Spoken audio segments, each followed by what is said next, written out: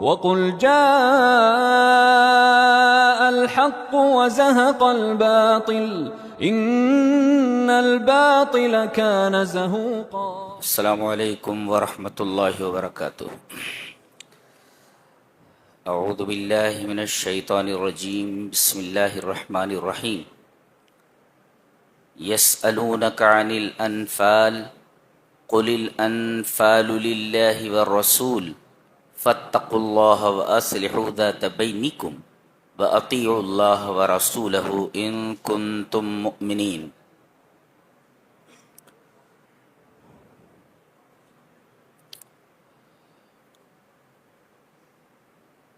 دسویں پارے کی تفسیر کا خلاصہ پیش کیا جا رہا ہے. سورہ انفال چل رہی ہے. یسألونک عن الانفال، اس سورہ کریمہ کا نام ہی انفال ہے.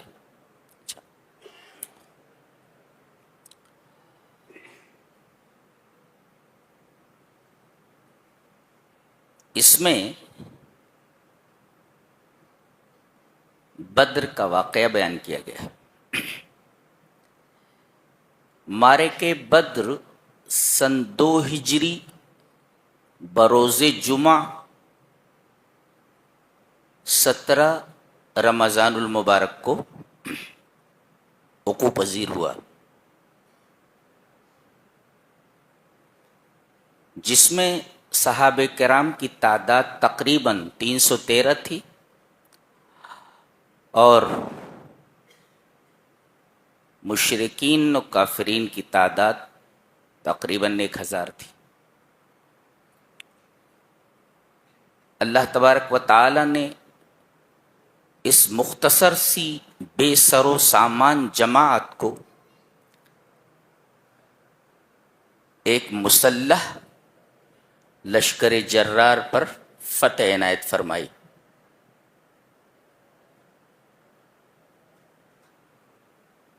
70 کافرین مارے گئے اور 70 گرفتار ہوئے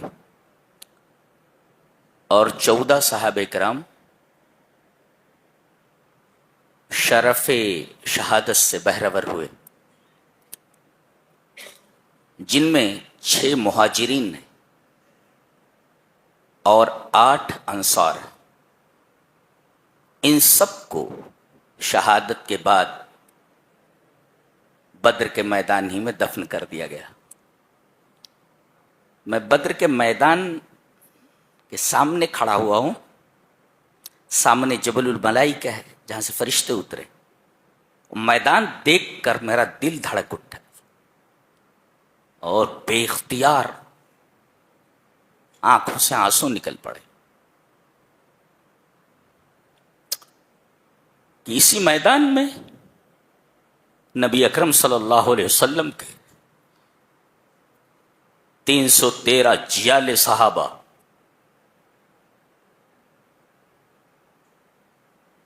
لڑے اور انہوں نے تاریخ کے دھارے کو موڑ دیا.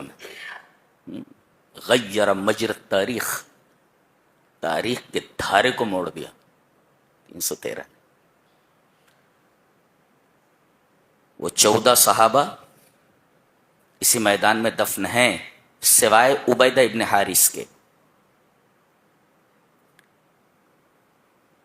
وہ راستے میں لوٹتے وقت شہید ہوئے. زخم زیادہ تھے، لوٹتے وقت راستے ہی میں انہوں نے شہادت پائی. کتنا خون دیا ہے ان لوگوں نے اسلام کے. ہم لوگوں کو تو بنی بنائی روٹی مل گئی، کھا رہے ہیں.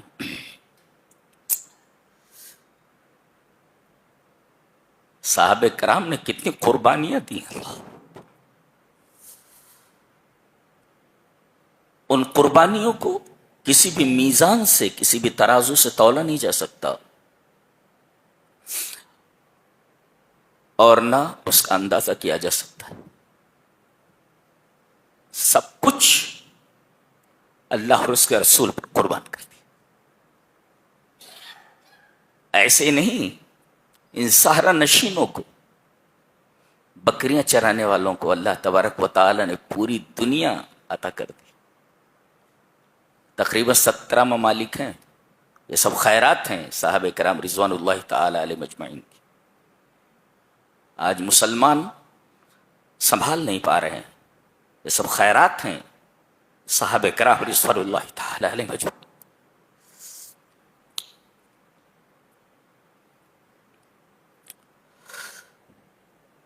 سامنے غالباً اس طرف تبوک کی طرف راستہ گیا ہوا ہے.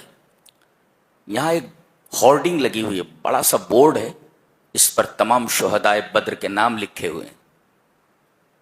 جی اس میں نے دیکھا کہ ایک صاحب کے کئی لڑکے مارے جا چکے ہیں.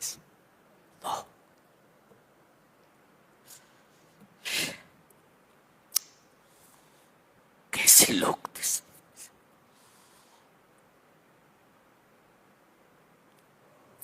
اب یہ جو لڑنے والے تھے ان کے 3 گروپ ہو گئے, 3 جماعتیں ہو گئی. ایک جماعت تو نکل گئی بھاگے ہوئے لوگوں کا, ہزیمت خوردہ لوگوں کا, ہارے ہوئے لوگوں کا تعاقب کرتے ہوئے کہ دوبارہ نہ آ جائیں. بھاگتے ہوئے کافرین کا تعاقب کرتے ہوئے ایک جماعت نکل گئی. ایک دوسری جماعت مال غنیمت جو چھوڑ کر بھاگے تھے ان کو جمع کرنے میں لگ گئی. اور تیسری جماعت جناب محمد رسول اللہ صلی اللہ علیہ وسلم کی حفاظت کے لیے کھڑی ہو گئی, دیوار بن کر کے, کہ کہیں دھوکے سے نبی کو کوئی نقصان نہ پہنچے. 3 جماعتیں. ایک ایک ادا ان کی صحابہ کرام کی عجیب سی لگ رہی ہے, عجیب سی لگ رہی کہ نبی کو کچھ نہ ہو جائے. ایک جماعت نبی کی حفاظت کے لیے کھڑی ہوئی ہے. اب جب سب جمع ہوئے اس پر جھگڑا ہوا, اختلاف ہوا. یہ جو مال غنیمت جمع کرنے والے تھے بولے ہم نے جمع کیا ہے, ہم ہی اس کے حقدار ہیں, کسی اور کو نہیں دیں گے. وہ جماعت جو مفرورین کا تعاقب کر رہی تھی اس نے کہا کہ ہم لوگ بھاگے ہوئے لوگوں کا تعاقب کر رہے تھے, جنگ میں تھے ہم, ہمارا بھی حق ہوتا ہے. اور تیسری جماعت نے کہا کہ ہم تو جناب محمد رسول اللہ صلی اللہ علیہ وسلم کی حفاظت میں سر بکف کھڑے ہوئے تھے, ہمارا بھی حق ہوتا ہے. یہ اختلاف ہوا. آخر میں فیصلہ سنایا گیا, قل الانفال للہ والرسول. یہ جو مال غنیمت ہے اللہ اس کے رسول کا ہے. سب خاموش ہو گئے. تو کہا گیا کہ یہ مال غنیمت یہ اللہ اور اس کے رسول کا ہے. جی معاملہ اسی پر ختم ہو گیا. اب آیت دیکھتے ہیں. یہ لوگ مال غنیمت کے بارے میں سوال کرتے ہیں. قل الانفال للہ والرسول, آپ کہہ دیجئے کہ یہ مال غنیمت اللہ اور اس کے رسول کا ہے. اچھا تو پہلے فاتقوا اللہ, اللہ سے ڈرو. اللہ سے ڈرنے کا مطلب, تقوی اختیار کرنے کا مطلب یہ ہے کہ اللہ نے جن جن چیزوں کا حکم دیا اسے کرو اور جن جن چیزوں سے منع کیا اسے چھوڑ دو. یہ ہے تقوی. وَأَصْلِحُوا ذَاتَ بَيْنِكُمْ, اور آپسی اختلاف کو دور کرو. اگر اختلاف ہو جائے تو اس اختلاف کو ختم کرو. ایک بھائی اگر دوسرے بھائی سے کسی وجہ سے ناراض ہے تو کسی طریقے سے ان کی ناراضگی ختم کر کے آپس میں ان کو ملا دو. اس کو کیسے؟ اصلاح ذات البین. اور اس کے بعد کہا گیا وَأَطِیعُوا اللَّهَ وَرَسُولَهُ إِن كُنتُم مُؤْمِنِينَ, اور اطاعت کرو اللہ کے اور اس کے رسول کی اگر تم ایمان والے ہو. تو گویا کہ اگر تم ایمان والے ہو تو یہ چاروں چیزیں تمہارے اندر پائی جانی چاہیے. ایک تو تقوی, اور دوسرے آپسی تعلقات کو بحال کرنا, تیسرے اللہ کی اطاعت کرنا, چوتھے رسول اللہ صلی اللہ علیہ وسلم کی اطاعت کرنا. یہ ایمان کے مقتضیات میں سے. صحابہ کرام کی ایک ادا یہاں بڑی پسند آئی, بہت زیادہ. حضرت عبادہ ابن صامت کہتے ہیں کہ اختلفنا فی النفل ای المغانم وساءت اخلاقنا. اللہ اکبر. کہتے ہیں کہ ہم نے مال غنیمت میں اختلاف کیا اور ہمارے اخلاق خراب ہو گئے. اللہ اکبر. اخلاق کی خرابی اس طریقے سے نہیں تھی ان کے اندر جیسی ہم میں ہے. وہ بدخلقی جو ہمارے اندر ہے ان کے اندر تو سوچی بھی نہیں جا سکتی جی. لیکن وہ کہہ رہے ہیں کہ ہم نے اس معاملے میں اپنے بھائیوں سے اختلاف کیا, ہمارے اخلاق خراب ہو گئے. لاحظ دیکھو کہ صحابہ کرام رضوان اللہ تعالی علیہم اجمعین کا درجہ ایمانی کس حد تک پہنچا ہوا تھا اور ایمان کے کس درجے پر یہ فائز تھے. ایک جگہ اختلاف ہوا تو کہہ رہے ہیں ہمارے اخلاق بگڑ گئے, اور یہاں پوری زندگی بد اخلاقیوں سے بھری ہوئی ہے. یہ فرق ہے آج کل کے مسلمانوں اور صحابہ کرام رضوان اللہ تعالی علیہم اجمعین کے اخلاق کے درمیان. سبحان اللہ. قربان جائیے, ایسے ہی نہیں اسلام ہم تک آیا ہے. دیکھو کیسے لوگ. آگے دیکھیے, انما المؤمنون الذين اذا ذكر الله وجلت قلوبهم واذا تليت عليهم آياته زادتهم ایمانا وعلى ربهم يتوکلون. مومن کون ہے؟ یہ تو کہا گیا ان کنتم مومنین, اگر تم مومن ہو.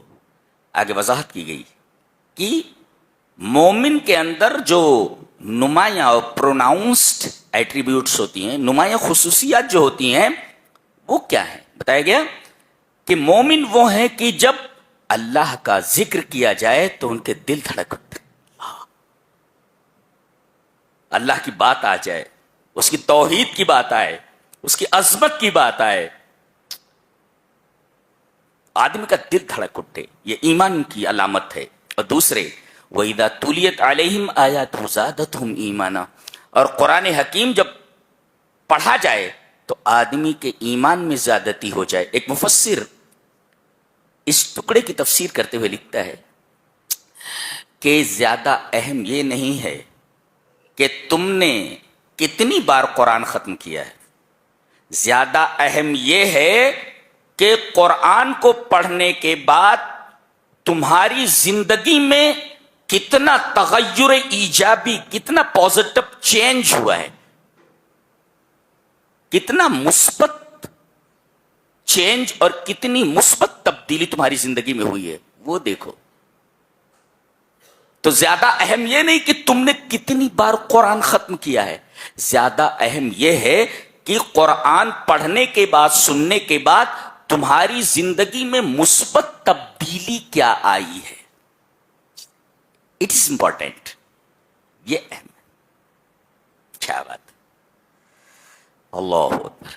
کتنی صفتیں ہیں. اللہ کو ذکر کیا جائے تو ان کے دل دھڑک اٹھے, آیتوں کی تلاوت کی جائے تو ان کا ایمان بڑھ جائے. 2 وعلی ربہم یتوکلون, اور اپنے رب پر وہ توکل کریں. ایک مفسر لکھتا ہے کہ یہاں قوانین نصر بیان کیے گئے ہیں جی, یعنی اللہ تبارک و تعالی کی مدد کب آتی ہے, یا اسی طریقے سے آدمی کامیاب کب ہوتا ہے. کامیابی کے لیے اور اللہ تبارک و تعالی کی مدد کے لیے آنے کے لیے کون سے قوانین اور کون سے اصول کار فرما ہوتے. کہا کہ 2 چیزیں ہیں. ایک تو یہ یقین کہ ومن نصر الا من عند اللہ, کہ فتح ہوتی ہے, مدد آتی ہے, کامیابی ملتی ہے اللہ تبارک و تعالی کی طرف سے. کتنا فرق ہے دیکھیے. ایک MBBS کے طالب علم سے پوچھا گیا, سنا ہے کہ آپ نے اچھے نمبرات لیے ہیں اور آپ MBBS میں داخلے کے لیے اس کے لائق ہو گئے ہیں, اللہ کا شکر ادا کیجیے.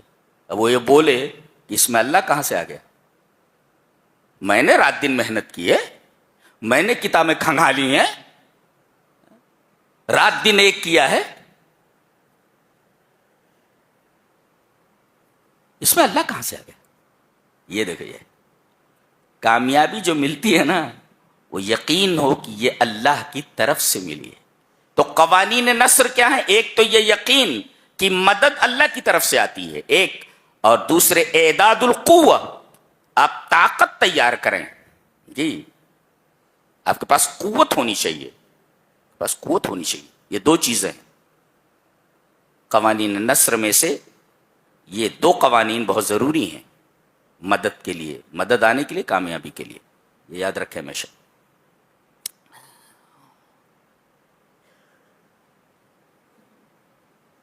یہاں اللہ تبارک و تعالیٰ کی ایک خاص مدد یہاں آئی، اس مدد کا تذکرہ کیا گیا. بہت ساری مددیں ہیں یہاں پر.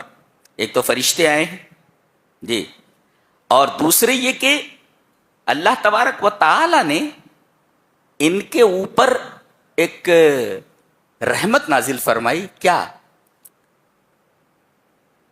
کہ بارش برسا دی. تھکے ہوئے تھے، گرد و غبار سے اٹے ہوئے تھے، ایک دم فریش ہو گئے. اچھا، اور دوسرا فائدہ یہ ہوا کہ یہ لوگ ریتیلی جگہ پر ٹھہرے ہوئے تھے، جس کی وجہ سے ریت جو ہے وہ جم گئی اور اس پر قدم رکھنا اور آگے بڑھنا آسان ہو گیا. اور مشرکین جس جگہ فروکش تھے، جس جگہ ٹھہرے ہوئے تھے، وہاں پر کیچڑ ہو گیا. اللہ کی طرف سے یہ مدد آئی. اور تیسری اونگ آ گئی. اونگ جس کو کہتے ہیں اذ یغشیکم النعاس امنۃ منہ، ان کو اونگ آ گئی، تھوڑی سی اونگ آئی جس سے طبیعت فریش ہو گئی. جی، آدمی تھکا ہوا ہو، تھوڑی سی نیند آ جائے تو فریش ہو جاتا ہے. تو ایک تو اللہ کی طرف سے پانی نازل ہوا، یہ اللہ کی طرف سے مدد، اور دوسرے انہیں اونگ آ گئی. اور یہاں کہا گیا کہ امن اور امنا میں فرق ہے. امن کہتے ہیں کہ الطمانینۃ مع زوال الخوف، خوف ختم ہو جائے اس کے بعد جو اطمینان حاصل ہوتا ہے اسے کہتے ہیں امن. اور امنتن کسے کہتے ہیں؟ الطمانینۃ مع وجود الخوف، خوف کی موجودگی میں آدمی کو اطمینان حاصل ہو جائے. یہاں اللہ تبارک و تعالی نے صحابہ کرام کو خوف کے ہوتے ہوئے انہیں اطمینان قلب عطا فرمایا. خوف تو موجود ہے نا، سامنے تو لشکر ہے، لڑنا ہے، خوف موجود ہے.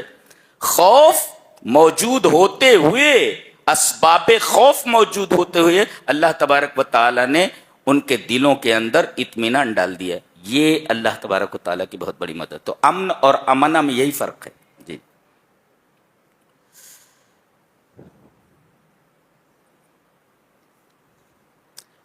اور نبی کریم صلی اللہ علیہ وسلم کے لیے تھوڑی اونچائی کے اوپر ایک چھپر ڈال دیا گیا تھا، جہاں حضرت صدیق آپ کے ساتھ ہیں اور آپ دعا فرما رہے ہیں کہ اے اللہ، یہ مختصر سی جماعت آج اس میدان میں جمع ہے، اگر یہ آج ہلاک کر دی گئی تو قیامت تک روئے زمین پر تیرا کوئی نام لیوا نہیں رہے گا. اس سے پتہ چلتا ہے کہ وہ جو وہاں پر موجود ہیں یہ دنیا کی کریم لوگ جمع ہیں. 313 ایک صحابی عجیب و غریب. اے اللہ، اگر یہ مختصر سی جماعت یہاں ہلاک کر دی گئی، مار دی گئی، تو قیامت تک روئے زمین کے اوپر تیرا کوئی نام لیوا باقی نہیں رہے گا. جس سے پتا چلتا ہے کہ اس میں ایک ایک صحابی، اللہ اکبر، دنیا کے کریم لوگ جمع ہیں یہاں پہ، کریم لوگ جنہوں نے تاریخ کے دھارے کو موڑ دیا. نہیں تو نبی کریم صلی اللہ علیہ وسلم ایسا نہ فرماتے. اگر یہ مختصر سی جماعت یہاں مار دی گئی تو قیامت تک تیرا کوئی نام لیوا نہیں رہے گا. تو گویا کہ ہم جڑے ہوئے ہیں صحابہ سے. اسلام ایسے نہیں پہنچا ہے ہمارے پاس، گویا کہ ہمارا ایک گہرا تعلق اس جماعت کے ساتھ ہے. واجب الاتباع ہیں صحابہ کرام، بہت عظیم الشان گروہ ہے یہ، اور جن سے محبت جزو ایمان ہے. یہ معمولی لوگ نہیں ہیں، کریم لوگ جمع ہیں میدان. اور آپ تصور کریں تو صرف آپ کا دل دھڑکے گا اور آنکھوں سے آنسو رواں ہو جائیں. سمجھ میں آ رہا ہے یہ. اور اس کے بعد نبی کریم صلی اللہ علیہ وسلم چھپر جہاں لگا ہوا تھا اس سے باہر نکلے. اللہ تبارک و تعالی نے آپ سے کہا کہ آپ مٹھی بھر ریت اٹھائیں اور مشرکین کی طرف پھینک دیں. آپ نے مٹھی بھر ریت اٹھائی اور مشرکین کی طرف یہ کہہ کر پھینکی شاہت الوجوہ، چہرے خراب ہو جائیں. نبی کریم صلی اللہ علیہ وسلم نے اخذ حفنۃ من تراب، مٹھی بھر مٹی اٹھائی اور مشرکین کی طرف پھینک دی یہ کہہ کر کے چہرے خراب ہوں. اللہ تبارک و تعالی نے ہر مشرک کی آنکھ میں یہ ریت پہنچا دی. یہ بھی اللہ تبارک و تعالی کی مدد. اور یہاں کہا جا رہا ہے فَلَمْ تَقْتُلُوهُمْ وَلَكِنَّ اللَّهَ قَتَلَهُمْ، تم نے انہیں قتل نہیں کیا، اللہ نے قتل کیا. یہ تو مدد ہے اللہ کی. دیکھ رہے ہو، فَلَمْ تَقْتُلُوهُمْ، تم نے کفار مشرکین کو قتل نہیں کیا، وَلَكِنَّ اللَّهَ قَتَلَهُمْ، اللہ نے قتل کیا.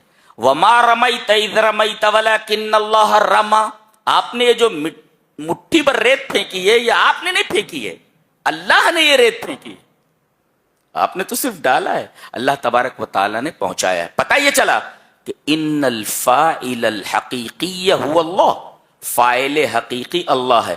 وَإِنَّ مَا سِوَاهُ وَسَائِطٌ لَا تَأْثِيرَ لَهَا بِدُونِ اللَّهِ، اور اس کے علاوہ جتنی بھی چیزیں ہیں وہ واسطے ہیں، ان واسطوں کے اندر تاثیر پیدا ہو ہی نہیں سکتی جب تک اللہ ان کے اندر تاثیر پیدا نہ کرے.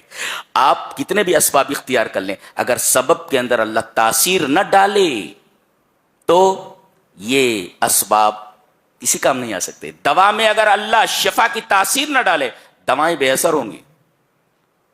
تو فاعل حقیقی اللہ، اس کے علاوہ جتنی بھی چیزیں ہیں سب وسائط ہیں، اسباب ہیں، وسائل ہیں، اور ان وسائط میں تاثیر اس وقت تک پیدا نہیں ہو سکتی جب تک کہ اللہ ان وسائط کے اندر، ان واسطوں کے اندر تاثیر پیدا نہ کرے. بہت سارے لوگوں کو سانپ کاٹ لیتے ہیں، زہریلے سانپ، آدمی مرتا نہیں، زہر کھا لیا مرتا نہیں، اس لیے کہ اللہ تبارک و تعالی نے اس سبب کے اندر وہ تاثیر نہیں رکھی کہ فوراً اسے موت آ جائے. ہاں یہ یاد رکھے. تو فاعل حقیقی کون؟ اچھی طرح دل میں بٹھاؤ، اللہ. اور یہ جو واسطے ہیں جو ہم اختیار کرتے ہیں، یہ وسائط اس وقت تک مؤثر نہیں ہو سکتے، ان میں اس وقت تک تاثیر نہیں آ سکتی جب تک کہ اللہ ان وسائط اور اسباب میں تاثیر نہ ڈالے. نشین کرو، یہ بتائے گا تم نے قتل نہیں کیا، اللہ نے قتل کیا. تم نے مٹھی پر ریت نہیں پھینکی، اللہ نے پھینکی ہے. یہ مطلب ہوا جو میں نے ابھی سمجھایا. اس کے بعد فرمایا گیا یا ایھا الذین آمنوا اطیعوا اللہ ورسولہ ولا تولوا عنہ وانتم تسمعون. نبی کی بات سننے کے بعد پیٹ پھیرنے کا سوال ہی پیدا نہیں ہوتا. آپ صرف اطاعت کریں گے، آپ صرف اطاعت کریں گے نبی کی بات آ جائے تو. ایک مفسر لکھتا ہے کہ پورے قرآن حکیم میں، ذہن نشین کرو، پورے قرآن حکیم میں 79 ٹائمز یعنی 79 مرتبہ استماع وحی کے بارے میں بات کہی گئی ہے. استماعی وحی کا مطلب ہوتا ہے لسننگ ٹو دا ریویلیشن، یعنی استماعی وحی کو سننے کا تذکرہ قرآن حکیم میں 79 بار ہے. 79 ٹائمز وحی کا سننا، جو اللہ کی طرف سے وحی نازل ہوتی، اس کے سننے کے بارے میں 79 بار قرآن حکیم میں بیان آیا ہے. اچھا، کہتے ہیں کہ وحی کے سننے کی 3 قسمیں. ایک ہے استماع صوت، آواز کا سننا، ابھی جو آپ نے سنا. حافظ صاحب پڑھ کر گئے؟ جی جی، یہ ہے استماع صوت، آواز کا سننا. حافظ سے آپ نے سنا. اور ایک ہے استماع فہم. پہلے کا تعلق کان سے, آواز کا سننا فہو للاذن, وہ کان کے لیے ہے. اور واستماع فہم, سمجھ کا سننا فہو للذہن, یہ ذہن کے لیے ہے. سمجھے کتنا آپ نے آواز سنی, ابھی آپ کو سمجھایا جا رہا ہے, یہ استماع فہم ہے, یہ سمجھ کر سننا, یہ ذہن کا کام ہے. اور تیسرا ہے استماع اجابہ فہو للقلب, قبول کرنے کا سننا, اس کا تعلق قلب سے ہے. تو استماع صوت کا تعلق کان سے, اور استماع فہم کا تعلق ذہن سے, کہ کیا پڑھا گیا, سمجھا کیا آپ نے. اور تیسرے اب سننا اور سمجھنا, اس کے بعد تیسرے نمبر پہ معاملہ آتا ہے اس کے ماننے کا, اس کے قبول کرنے کا. اگر آدمی خالی سن لے کافی نہیں ہے, اگر آدمی سن لے اور سمجھ لے تب بھی کافی نہیں ہے. سننے اور سمجھنے کے بعد تیسرا جو مرحلہ ہے وہ اہم ہے, کہ سننے اور سمجھنے کے بعد آپ اسے قبول کریں, دل پر وہ اثر انداز ہو اور آپ اس پر عمل کریں. یہ استماع اجابہ ہے. تو پہلے کا تعلق صوت سے, اس کا تعلق ہے کان سے, اور دوسرا استماع فہم جس کا تعلق ذہن سے, اور تیسرا استماع اجابہ اس کا تعلق ہے قلب سے. جی وہی کہا گیا, وَلَا تَكُونُوا كَالَّذِينَ قَالُوا سَمِعْنَا وَهُمْ لَا يَسْمَعُونَ. ان لوگوں کی طرح نہ ہو جاؤ جن لوگوں نے کہا ہم نے سن لیا جبکہ وہ نہیں سنتے ہیں. ایک ہوتا ہے سن کر کے نہ سننا, یہ دیکھو عجیب بات کہی جا رہی ہے. بعض لوگ کہتے ہیں کہ ہم نے سن لیا, وَهُمْ لَا يَسْمَعُونَ, حالانکہ وہ سنتے نہیں, یعنی سننے کے بعد نہیں سنتے. یہ دیکھو ایک عجیب بات کہی جا رہی ہے, سبحان اللہ. جی اس کے بعد کہا گیا دنیا میں بدترین جانور کون ہے معلوم ہے؟ ان شر الدواب, دابہ جانور, زمین پر چلنے والا. ان شر الدواب عند اللہ, آپ کے نزدیک بہت سے ہو سکتے ہیں, اللہ کے نزدیک سب سے بدتر جانور کون سا ہے؟ یہ دیکھیں عند اللہ کی قید لگی ہوئی ہے. آپ کے نزدیک کوئی جانور چھوٹا ہو سکتا ہے, کوئی بڑا ہو سکتا ہے, کوئی برا ہو سکتا ہے, کوئی اچھا ہو سکتا ہے. اللہ تبارک و تعالیٰ کے نزدیک سب سے برا جانور کون؟ باقی وہ لوگ ہیں الصم البکم الذین لا یعقلون. سم بہرے ہیں عن سماع الحق, حق کو سننے سے, حق نہیں سنتے ہو, یہ بہرے ہیں. بکم گونگے ہیں عن النطق بالحق, حق بات بولتے نہیں. تو بہرے ہیں حق بات سنتے نہیں, اور گونگے ہیں کہ حق بات بولتے نہیں. اور لا یعقلون اے لا یستخدمون عقولہم فی حصول الایمان, ایمان کو حاصل کرنے کے لیے اپنی عقل کو استعمال نہیں کرتے. تو گویا کہ 3 چیزیں آپ کو استعمال کرنی ہے, ابھی بتایا نہیں, وہی ہے کہ سننے کے لیے 3 چیزیں ضروری ہیں. یہاں بھی اگر آپ کو سب سے برا جانور نہیں بننا ہے تو آپ گونگے نہ بنے, بہرے نہ بنے, اور بے عقل نہ بنے. جی ان 3 چیزوں کا تذکرہ ہے. ان شر الدواب عند اللہ الصم البکم الذین لا یعقلون. کیا بات, سبحان اللہ. اس کے بعد ایک قانون بتایا جا رہا ہے کہ اگر معاشرے میں برائی ہونے لگے اور آپ برائی کو مٹانے پر قدرت رکھتے ہوئے بھی آپ تماشا دیکھتے رہیں, برائی کے اوپر تنقید نہ کریں, برائی کو مٹانے کی کوشش نہ کریں, تو جب اللہ کا عذاب آئے گا تو آپ اچھے بھی رہیں گے, تب بھی اللہ کے عذاب کی لپیٹ میں آ جائیں گے آپ.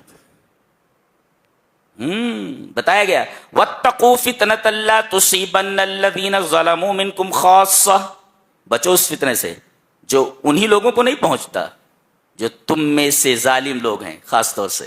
جی بلکہ ان لوگوں کے اوپر بھی وہ عذاب آ جائے گا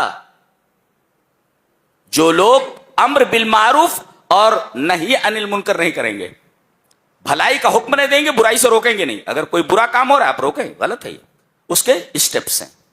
اگر آپ زبان سے بول سکتے زبان سے بولیں, ہاتھ سے مٹا سکتے ہیں ہاتھ سے مٹائیں، طاقت سے مٹانا چاہیں طاقت سے مٹائیں، اور اگر نہیں کر سکتے قسم سے دل میں برا سمجھیں اسے. یہ 3 اسٹیپس ہیں.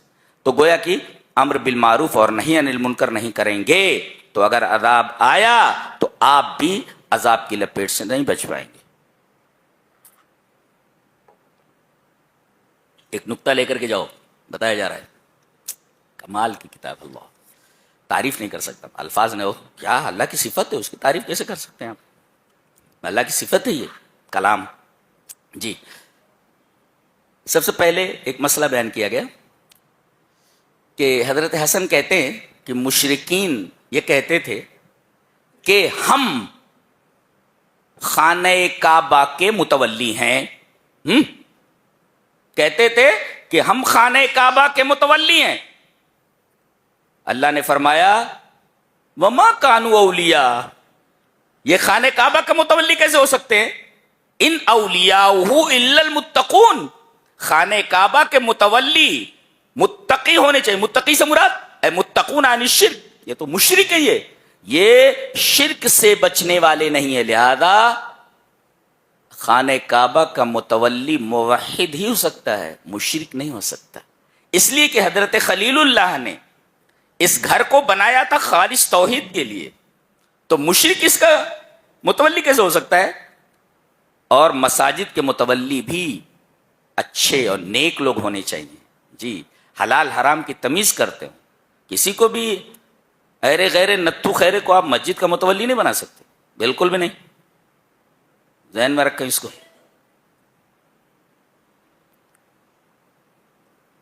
اس کے بعد ایک بڑی پیاری بات کہی جا رہی ہے، متوجہ ہیں؟ اس لیے بات بڑی ہے نا. وما کان اللہ لیعذبہم وانت فیہم وما کان اللہ معذبہم وہم یستغفرون.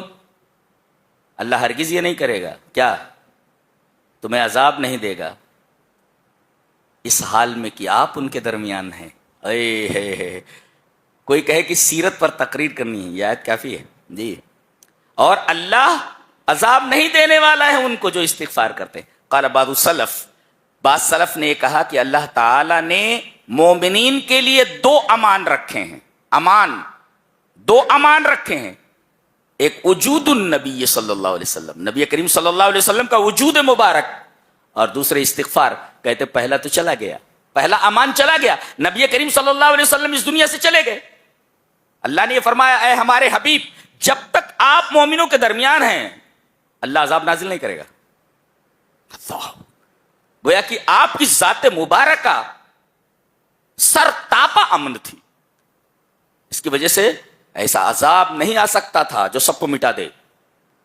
تو گویا کہ وجود النبی صلی اللہ علیہ وسلم، نبی کریم صلی اللہ علیہ وسلم کی موجودگی مومنین کے درمیان یہ ایک امن. تو یہ امن تو چلا گیا، آپ اس دنیا سے چلے گئے.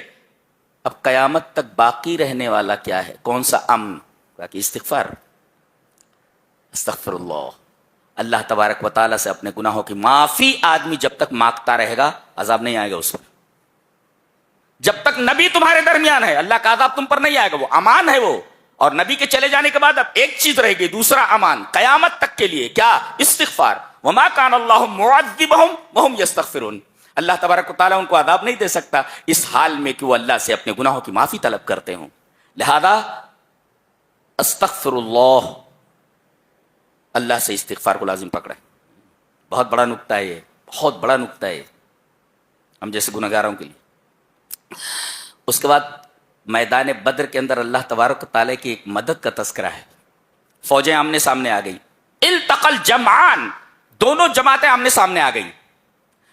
رات میں نبی کریم صلی اللہ علیہ وسلم نے خواب دیکھا کہ مشرکین کی تعداد کم ہے. صحابہ کرام کو اپنا خواب بتا دیا. صحابہ کرام بڑے خوش ہوئے، مشرکین کی تعداد کم ہے. تو جب یہ سنا کہ مشرکین کی تعداد کم ہے تو ان کے دل مضبوط ہو گئے، اور مشرکین کا جو روب فطری طور پر ان کے دلوں کے اوپر چھایا ہوا تھا وہ روب ختم ہو گیا. یہ فائدہ ہوا. نبی نے کہا میں نے خواب دیکھا ہے کہ مشرکین کی تعداد کم ہے. جب یہ خواب آپ نے سنایا تو فائدہ کیا ہوا؟ مومنین کے دل مضبوط ہو گئے اور مشرکین کا روب ان کے دلوں سے ختم ہو گیا. ایک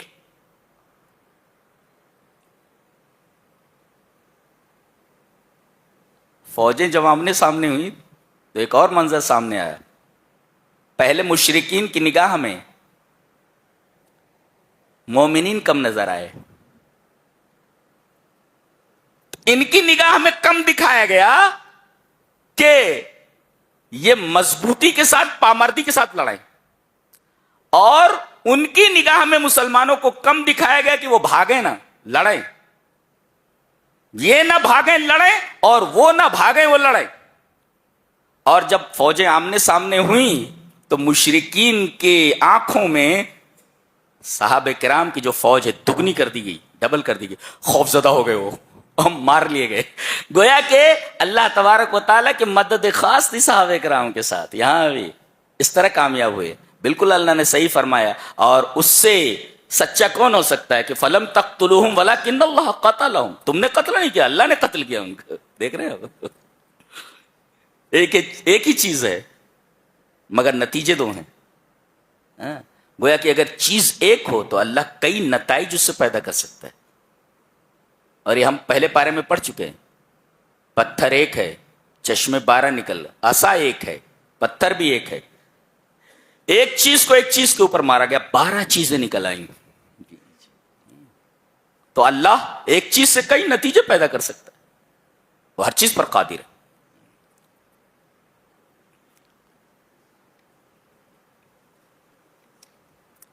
ایک نکتہ اور کہ اللہ نے فرمایا جب تم لڑنے لگو تو لڑتے وقت بھی اللہ کا ذکر کرتے رہو. اللہ اکبر. یا ایھا الذین آمنوا اذا لقیتم فئۃ فاثبتوا. ایک تو ثبات قدمی اختیار کرو, پیچھے منڈو, اور دوسرے واذکروا اللہ کثیرا, اللہ کا زیادہ سے زیادہ ذکر کرو. بتاؤ میدان جنگ میں جب کثرت سے ذکر کرنے کا فائدہ اور اس کا حکم بیان کیا گیا ہے اور کہا گیا کہ تاکہ تم کامیاب ہو جاؤ, تو بتاؤ اللہ تبارک و تعالیٰ کا ذکر اگر امن کے حالات میں آدمی برابر کرتا رہے تو اس کو کیا فوائد آ سکتے ہیں, اس کو کیا فوائد مل سکتے ہیں, اندازہ نہیں لگا سکتے.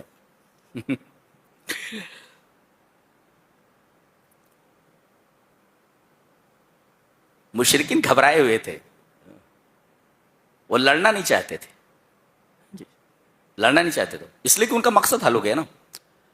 نبی کریم صلی اللہ علیہ وسلم اس قافلے کو پکڑنے کے لیے آئے تھے جو ابو سفیان شام سے لے کر مکہ جا رہے تھے.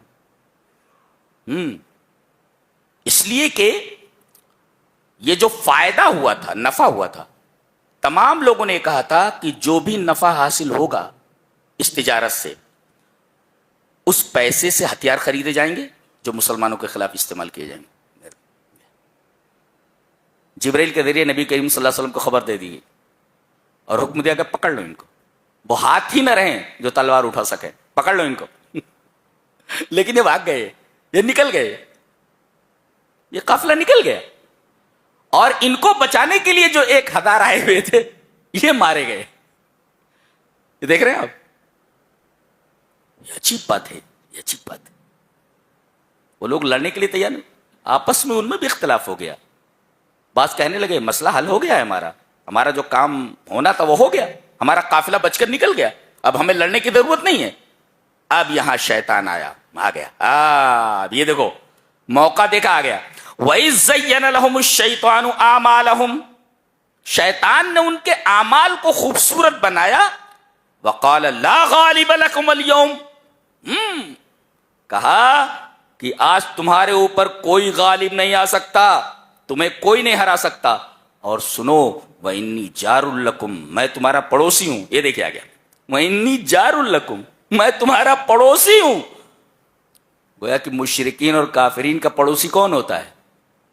شیطان ہوتا ہے.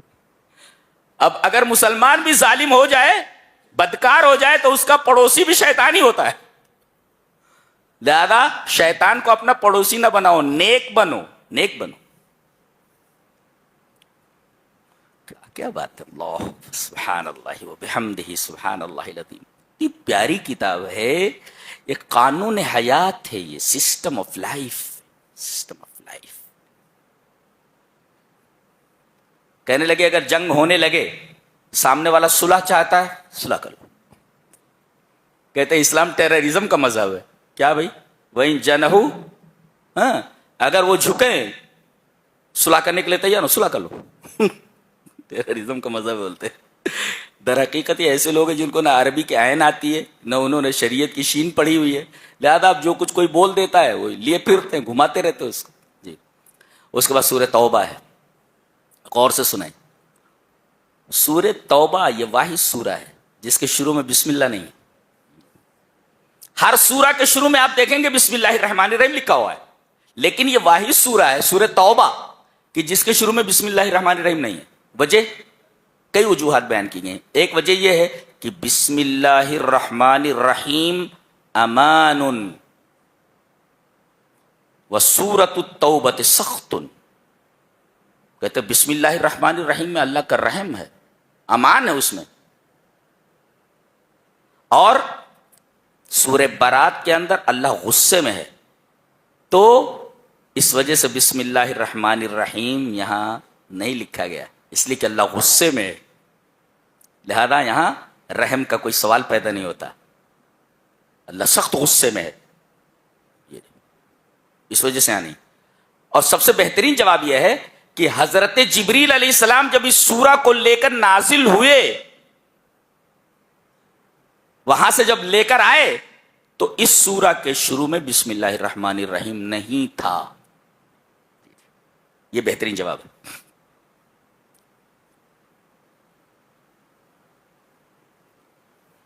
اس کا پس منظر یہ ہے کہ سن 9 ہجری کے اندر نبی کریم صلی اللہ علیہ وسلم نے حضرت ابو بکر رضی اللہ تعالی عنہ کو امیر حج بنا کر مکہ روانہ کیا کہ آپ کی امارت میں مسلمان حج کریں گے. آپ روانہ ہوئے اور مقام ذوالحلیفہ میں رکے ہوئے تھے، آگے بڑھنے سے پہلے وہاں رک گئے. پھر اس کے بعد آپ نے اپنے داماد محترم حضرت علی رضی اللہ تعالی عنہ کو یہ سورہ برأت کے کچھ احکام دے کر کے بھیجا. کہا کہ ان کی امارت کے اندر مسلمان حج کریں گے اور تم وہاں پر یہ چیزیں سنا دینا.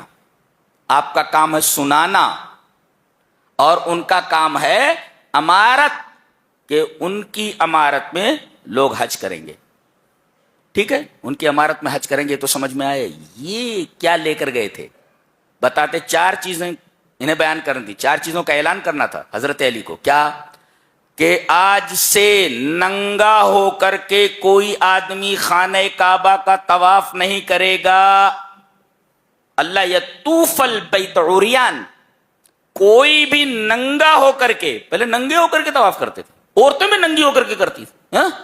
کہا گیا کہ آج کے بعد سے کوئی خانہ کعبہ کا طواف ننگا ہو کر کے نہیں کرے گا. ایک اعلان کر دیا گیا.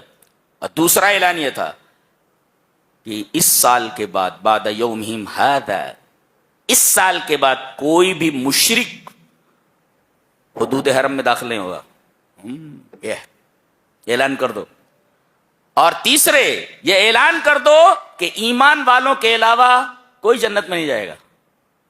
اور چوتھا اعلان یہ کر دو کہ جن سے ہمارا معاہدہ ہے تو معاہدے کی مدت کا ہم پاس کریں گے، تب تک ہم رکے رہیں گے، ہم ان سے جنگ نہیں کریں گے. مدت ختم ہوئی کہ جہاں پاؤ ان کو قتل کرو. اب دیکھو قرآن حکیم کس کانٹیکسٹ میں بات کرتا ہے. یہ ان لوگوں کے بارے میں جنہوں نے عہد کو توڑ دیا تھا. نبی کریم صلی اللہ علیہ وسلم نے فرمایا عہد کی جو مدت ہے ہم اس مدت تک رکیں گے، ان کو اوپر ہتھیار نہیں اٹھائیں گے. لیکن جیسے ہی مدت پوری ہوگی ان لوگوں نے عہد کو توڑا ہے، لہذا جہاں ان کو پاؤ قتل کرو. اب یہ کہتے ہیں کہ دیکھو قرآن ذات پات کی بات کرتا ہے، قرآن ٹیررزم کی بات کرتا ہے کہ جہاں بھی غیر مسلم ملے اس کو قتل کر دو. ارے بھائی اس کا کانٹیکسٹ ہی دوسرا ہے. یہ کانٹیکسٹ ہی دوسرا ہے.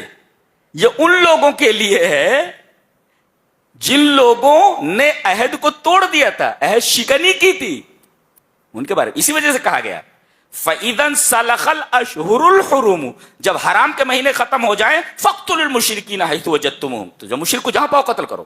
دیکھو جب حرام کے مہینے ختم ہو جائیں، یہ کانٹیکسٹ بتاتا ہے کہ یہاں پر جب حرام کے مہینے ختم، حرام کے مہینے کون کون سے ہیں؟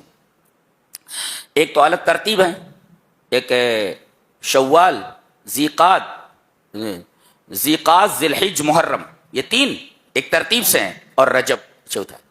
4 مہینے یہ حرام کے مہینے. جی تو جیسے ہی حرام کے مہینے ختم ہوں ان کو جہاں پاؤ قتل کرو. یہ کانٹیکسٹ میں ہے، یہ دنیا کے تمام غیر مسلموں کے لیے نہیں ہے.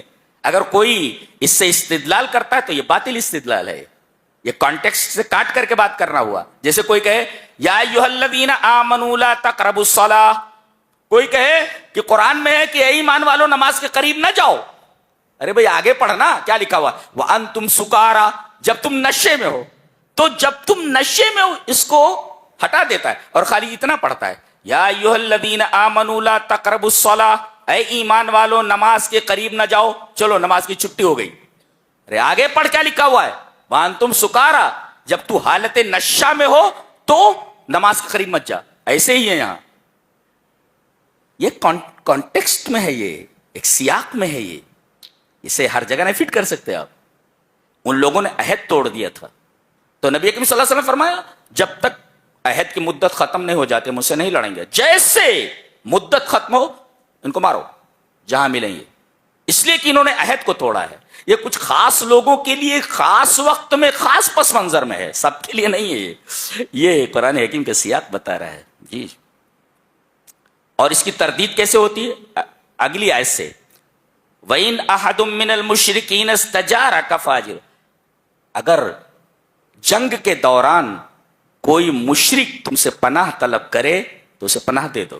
حتی یسمع کلام اللہ، اور یہاں تک کہ وہ اللہ کا کلام سنے، پھر اس کو امن کیمپ میں لے جا کر کے چھوڑ دو. دیکھو پاؤ جہاں قتل کر دو، اگر یہ بات ہوتی تو یہاں تو یہ کہا گیا کوئی مشرک پناہ طلب کرے تو اسے پناہ دے دو اور اسے امن کیمپ پہنچا دو سیفلی. تو یہ سب غلط فہمیاں ہیں قرآن کو نہ جاننے کی وجہ سے، قرآن کو نہ پڑھنے کی وجہ سے. اور علماء کو چاہیے کہ یہ ساری چیزیں بیان کریں اس کو. آگے آیت بیان کی جا رہی ہے کہ 8 رشتے ایسے ہیں، جی 8 چیزیں ایسی ہیں جو سب کی سب جائز ہیں، سب جائز ہیں. 8 چیزیں ایسی، اور انسان ان 8 چیزوں کو بہت زیادہ پسند کرتا ہے، کہ قدر کرتا ہے. چلو پڑھ لیتے ہیں، غور سے سنیں، غور سے، بہت غور سے.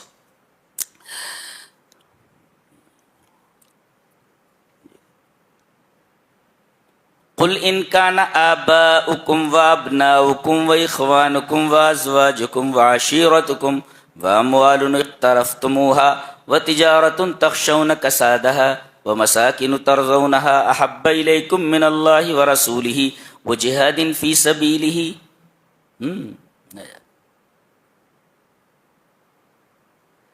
یہ آیت کریمہ ہے. آپ ان سے کہہ دیجئے کہ ان کا نہ آباؤکم، آپ کے باپ دادا، وابناؤکم، تمہارے بیٹے، اور اسی طریقے سے تمہارے بھائی، تمہاری بیویاں، یہ سب، یہ کل ملا کر کے یہاں 8 رشتوں کا تذکرہ کیا گیا ہے. اور اس کے بعد کہا گیا کہ یہ 8 رشتے، یہ 8 چیزیں ہر انسان کو بہت زیادہ محبوب ہیں، لیکن اولیت اللہ اور اس کے رسول کی محبت کو دیا جائے. محبت کر سکتا ہے ان 8 چیزوں سے، لیکن یہ محبت غالب نہیں آنی چاہیے اللہ کی محبت پر. یہ قاعدہ ہے.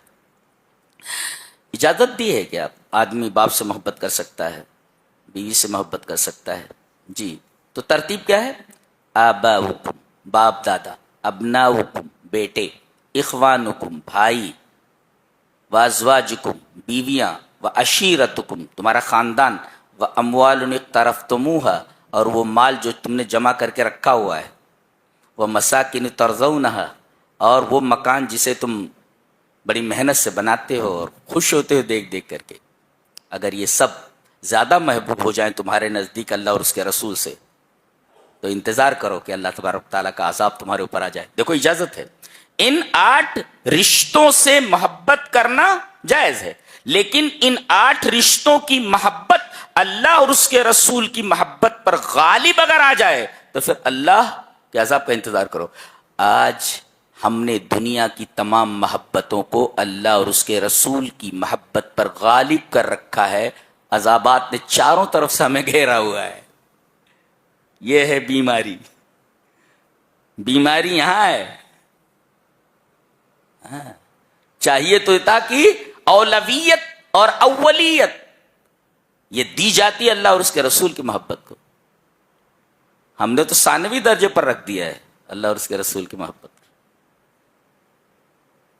لہذا عذابات اگر آپ کو گھیر لیں تو یہ آپ کے ہاتھوں کی کمائی ہے۔ جی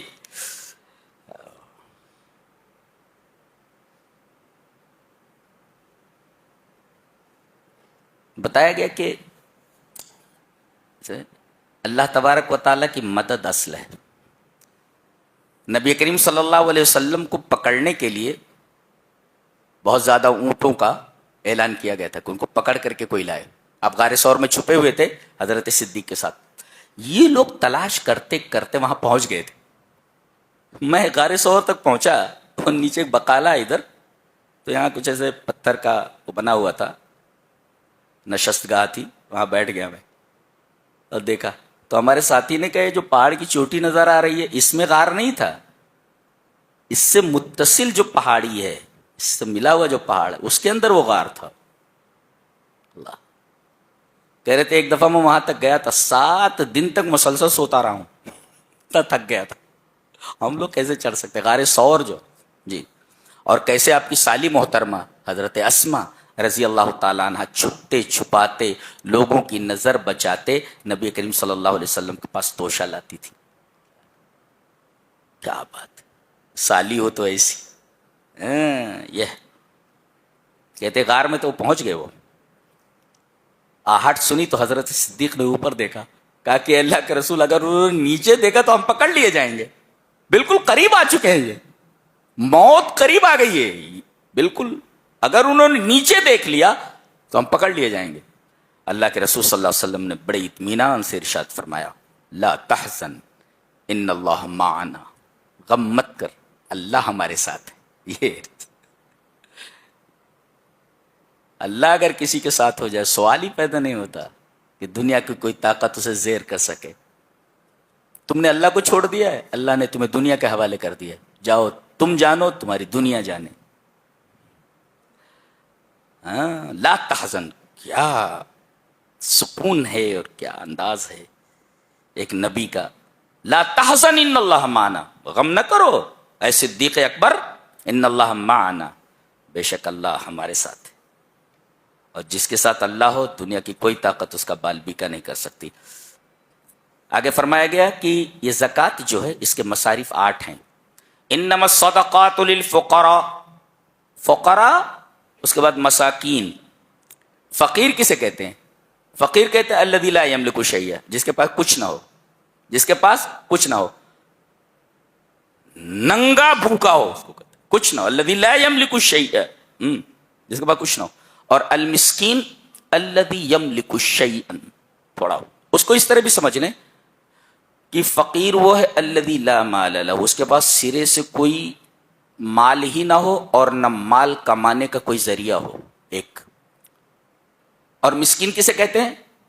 تھوڑا بہت مال ہو لیکن پورا نہ پڑتا ہو، کوئی رکشہ ہے چلاتا ہے، 200-300 روپے کماتا ہے اور گھر کا خرچ 500 روپے ہے، تو اگر کمائی کا ذریعہ ہو لیکن پورا نہ پڑتا ہو وہ مسکین ہے، وہ بھی زکوٰۃ کا مستحق۔ تو فقیر جس کے پاس کچھ نہ ہو آپ زکوٰۃ کے مد سے اسے دیں، المسکین جس کے پاس ذریعہ تو ہو کمانے کا لیکن پورا نہ پڑتا ہو، بچے زیادہ ہیں، اخراجات زیادہ ہیں، تو ان کو بھی دیجیے۔ فقیر جانتے ہیں؟ ایک تو لغت میں نے دیکھا مطلب بتا رہا ہے کہ یہ فقیر مانے مفقور، فقیر مانے مفقور، اور فقرہ کہتے ہیں ریڑھ کی ہڈی کو، اسپائنل کارڈ کو بولتے ہیں فقرہ، جمع فقار، تو کہتے ہیں الذی نزعت فقرتہ من فقارہ، کہ آدمی کی ریڑھ کی ہڈی توڑ دی گئی ہو. اب بتاؤ کہ آدمی کی ریڑھ کی ہڈی اگر ٹوٹ جائے تو سیدھا کھڑا نہیں ہو سکتا، اس سے فقیر ہے کہ کچھ ہے ہی نہیں، وہ کھڑا ہی نہیں ہو سکتا ہے، کما ہی نہیں سکتا کچھ. یہ دیکھو کیسا لفظ ہے، مفقورہ، جس کی اسپائنل کارڈ ٹوٹ گئی ہو، کھڑا نہ ہو سکے. جی مسکین تو کھڑا ہو سکتا ہے، تھوڑا بہت چل سکتا ہے، لیکن فقیر وہ جو چل ہی نہ سکے، اس کی اسپائنل کارڈ ٹوٹ گئی ہو. کیا کتاب ہے، سبحان اللہ. اور عربی زبان کتنی ریچ لینگویج ہے. جی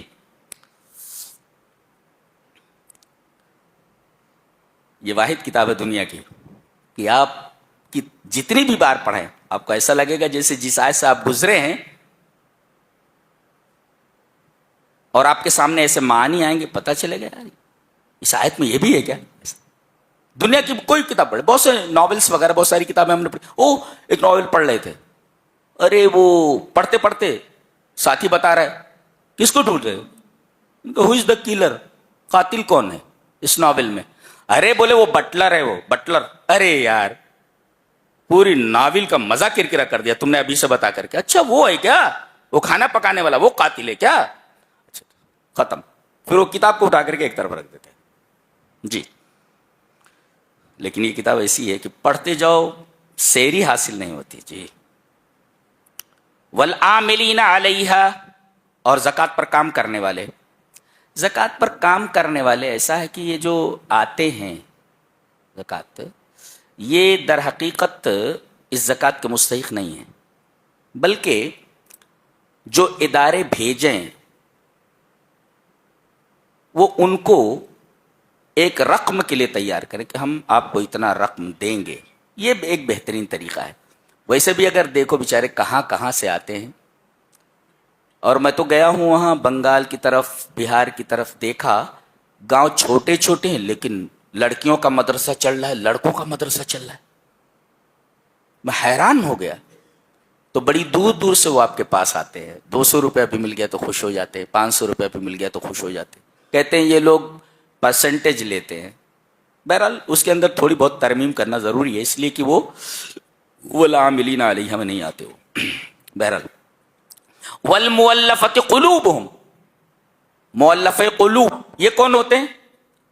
نو مسلم، کہ ابھی اسلام لایا ہے تاکہ وہ اسلام پر ثابت قدم رہ سکے، سب کچھ چھوڑ کے آیا ہے، لہذا زکوٰۃ کے مال سے اس کی مدد کرو تاکہ وہ پھر کفر کی طرف نہ پلٹ جائے. اس کو مؤلف قلوب کہتے ہیں. وفی الرقاب، گردن چھڑانا.